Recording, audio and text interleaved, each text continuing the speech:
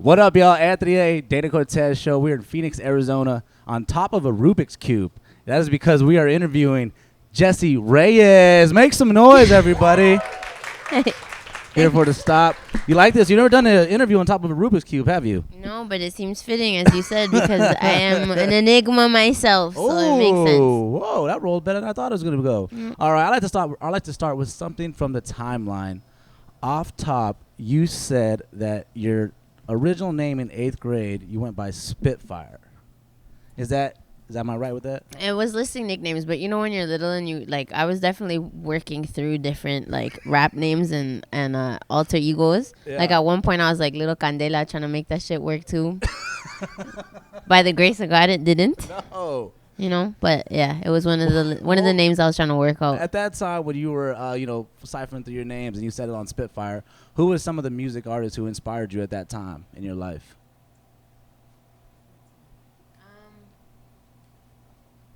I had older cousins that like put me onto like Snoop and Dre during that time, and around that time I had also found this like really, really old school CD that had Otis Redding, Try a Little Tenderness on it. Oh my God. And you know, it's crazy because I found that so early in the larger scheme of things. Obviously it's not early. I found it late, if anything, from when the song was actually made. But it was just funny because I felt like such a hipster when Jay and Ye made their song with that sample, and I was like, yeah, I didn't know about this record. I was 14 singing this shit in my bedroom. You know what I mean? But yeah, I was listening to that. You might be a hipster. No, I don't know. 14-year-old me might have sat in that, but I don't know now. Doing my research for this interview, I've come to learn that you're very big on daily affirmations. I am. What are some daily affirmations you tell yourself regularly? What are some things that seem to be drawing positive impact to your universe? If you I am strong. I am peace. I am kindness. I am love. I am forgiving. I am grace. And sometimes, like, especially early on, sometimes you gotta add like a little spice. I said this in an interview the other day. I was like, sometimes you look in the mirror and you're like, what's up, you beautiful bitch? And it just like sets the tone for the day. It just gives you that extra like confidence, that extra smile. It's obviously funny, but there's some truth in it, so it feels like a glove. This is my camera here, right? Oh, there. You're beautiful, you pretty bitch. Yeah. That's good. Good. It's nice. Right. In the mirror, it just feels good. I'm gonna look back at that video every day now and say thank you. Yeah. You're obviously at a good point in your career, but at one point, you were just an unknown songwriter, and you wrote a song that Netflix picked up. Mm-hmm. Tell me a little bit about that. So this is a while ago, and I was still like just doing my best to network in the city in Toronto, and my manager had introduced me to the owner of this studio called Dream House in Toronto, and I didn't have Wi-Fi at home, so it also made sense to me. First off, I would just be there, and I'd be like, if I could just hang, I'll just hang, and also I could use their Wi-Fi to just work and just be online and stuff. And I would always tell everybody, I'm like, if you need a female vocalist, if you need some sauce, like, I'm here. And I would just chill in the how do you call that? Like donde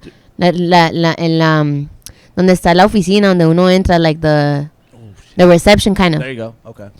So I would just be hanging, and then every now and then they'd like throw me like, there's an open room if you want to go like chill or create or anything like that. And I was like, bet. And I started making friends with everybody. And one of the engineers, Craig, was like, she's dope, and we worked together a bit. And then fast forward a few weeks, they were hosting a writing camp for Netflix, and there's these writers with credits, older writers that have business being in the room, and like he threw my name in there. He's like, yo, Jess is good, like Jess should be invited to this because of him. So they invited me because of him. Shout out to him. Shout out to Craig. Shout out to him. Shout out to Winnipeg. And then I just went to work. I was so hungry, and it was the first time I'd ever been invited, and it was like $250, but the check meant so much. Like, I went home and I showed my parents. I bought groceries. Like, it meant so much. And the song was called groceries now, but inflation got you. Yeah, I could buy an apple with the $250. But it was good, man. The song was called Potent Love. Potent Love. Potent Love. All right, so from that 250, Potent Love that Netflix picked up to now, yeah. YESSIE, the album. YESSIE. Beautiful, right? Round of applause for the album. You enjoy that album. Thank you. It's a great piece of work. Let's jump into it. There's a couple songs that popped out to me. Mood, number one off top, right? A lot of times when people are reintroducing me to your music, it's usually a woman who will go by something along the lines of, "Oh, Jessie helped me get through a breakup," or "I use a lot of her lyrics to text to my ex who wasn't this and was mistreating me," right? You have a lot of female fans. What I'm trying to get at, but you kick the song off by saying, I get along with most men, more than I do some women." Yeah. But you have a lot of female fans. How do you get along with more men than women? Is my question to you. That was someone. I said to someone once, I was like, sometimes when you write on a piece of paper, like you write out your thoughts or a song or whatever, sometimes a piece of paper will like act more like a mirror than an actual mirror.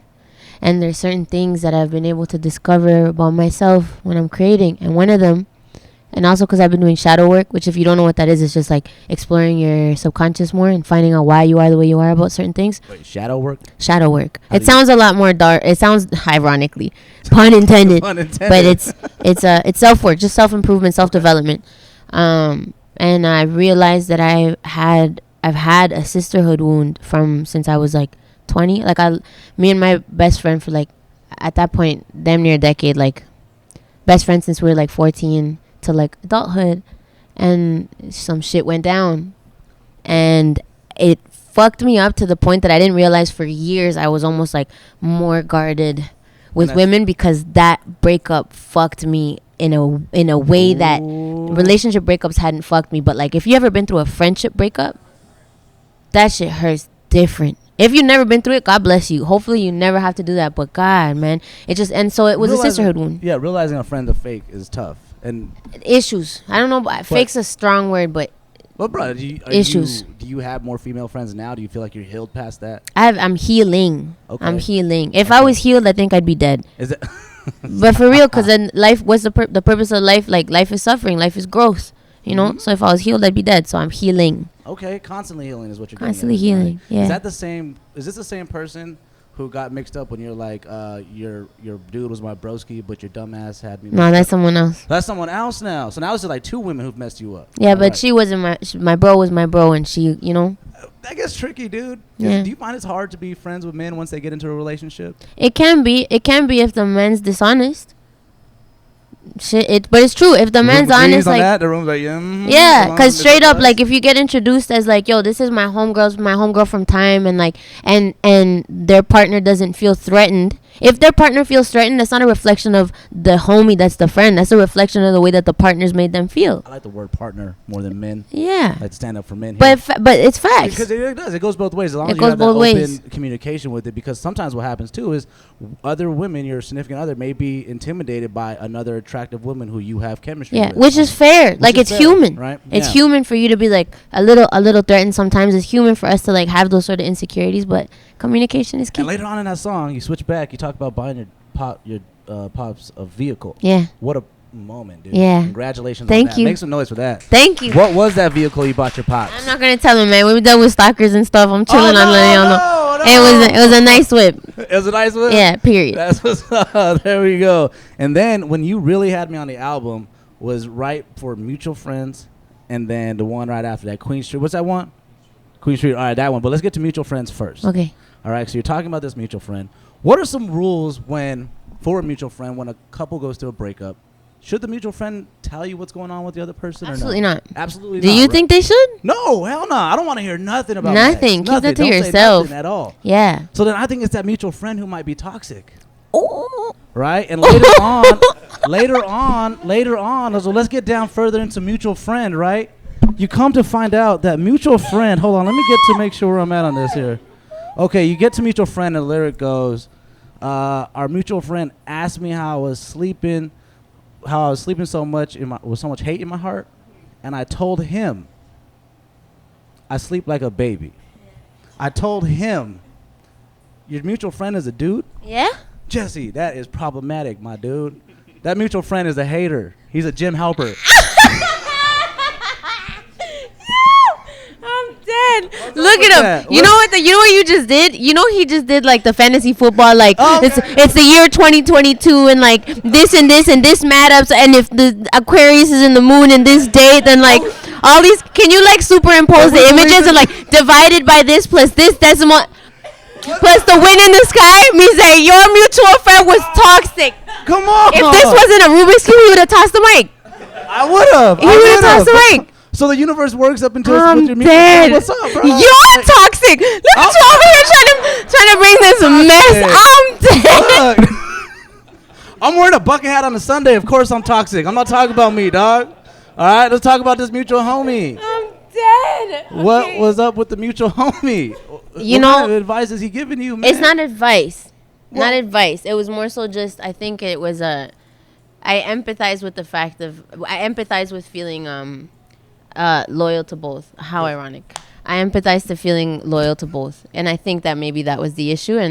And also wanting to be transparent, but walking that line. It's a very sticky thing. It's a very sticky It's a very sticky thing. And luckily, I haven't really been through it myself. So I was trying to empathize more from a place of ignorance because I don't really know what that's like because luckily, I've never really been put in that position. You know what I mean? Yeah, no, 100%. That is a dicey thing to get down through. Have you been a mutual friend?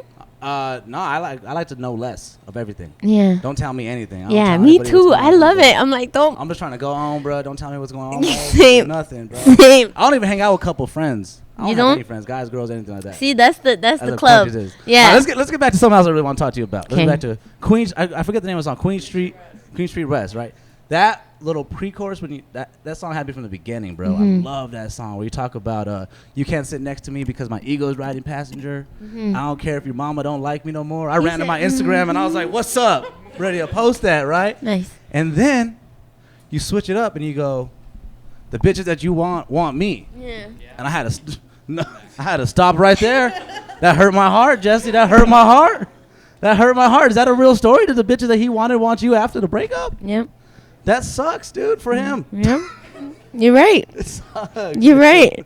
It cut deep for me because I've dated a bisexual woman, Yeah. and that's cool until it's not. Well, you live by the sword, you die by the sword, brother. All right, let's get further into that song, too, right? You go on to say, but you had enough dollars for strippers and dollars for rubbers that we would never use. That's a condom reference? That is a condom reference. That is a condom reference? That it And is. So, do you believe if it's with the condom, does it count? Is that what you're trying to say? Get this man off of the microphone. Is that that's what? Am I interpreting that or am I not? Because you guys go on to say that because we would never It counts. never use the money. It counts. Yes, it counts. That's crazy that people be saying that. Y'all heard that too, right? Oh, it was a condom. It doesn't count. That's crazy. I'm not the one who wrote that, bro. But you're putting words in my mouth. I said what I said. You're saying something else. You're saying something else. Okay, all right. Well, I'm just asking if that's what it was. Now she's looking at the notes, like, you know what? Hold on, what's left on there? What's left on there? All right, I want to talk about something. We'll switch completely different. Yeah, gears let's now. go, Roy. Let's talk about the power of the tongue. Yes. All right. Mhm. You believe in the power of the tongue. For those, everyone here familiar with the power of the tongue? Everybody. For those who may not be, Jessie, can you explain it to them? He doesn't know what it is. Just alchemy of life. So our thoughts turn into words that turn into things coming to fruition, you know? And it's so basic to the point of like, I'm going to drop this mic. It's such a basic like example of like how the universe and how the world works, but it's just that, the power of the tongue and how things can just come to be. Kind of speaking it into existence, right? That is a, yes, less verbose way of saying it. And on that, you went on to post that you submitted your album for a Grammy nomination. Yep. Now, I think that's the power of the tongue. That's what you want to see that album get nominated for a Grammy and win a Grammy? Me Right. too. What would winning a Grammy for YESSIE mean to Jessie Reyez? And if the committee is watching, you know, what does that mean for you to win a Grammy? Checking off a goal. Checking off a goal on the list. Adding something to the wall of legacy. And, Not the end. Absolutely not. I saw this interview with Kendrick and someone else the other day speaking to Steppers, but he was talking to Kobe, I think, and they were like the goal of legacy after you've already succeeded is to like look at the 10, or they were saying 20 years, but in my case it wouldn't be 20 yet, but the 20 years behind you and say, okay, well the 20 in front of me have to be better. You know what I mean? So it's that. It would mean a lot, but exactly that. It just continue to go, and it would just mean a lot for me, but continue to keep it moving. There we go. Speaking into existence, the power of the tongue. Jessie Reyez, the lovely. Come on, everybody, make some noise. Thank you, guys. Grammy nomination. Come on, bro. Grammy winner right here. We winner. Power of the tongue. Thanks.